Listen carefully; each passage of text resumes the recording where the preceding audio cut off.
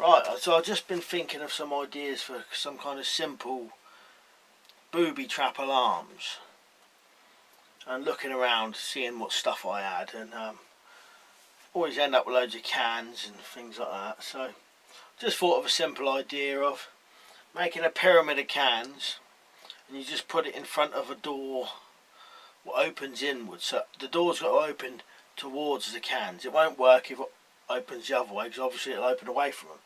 But if the door what opens inwards, small pyramid of cans, and then when the door opens, knocks them down, and then makes a noise and you hear someone coming.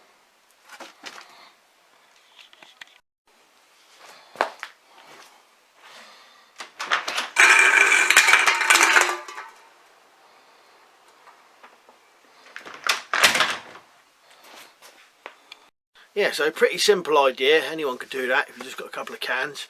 It does slide a bit. I reckon it might work better if maybe you just put a little bit of tape or something on the floor just to stop the first ones so they then fall over, if you know what I mean. But pretty simple, anyone could do that. Right, cheers for watching. I'll see you later.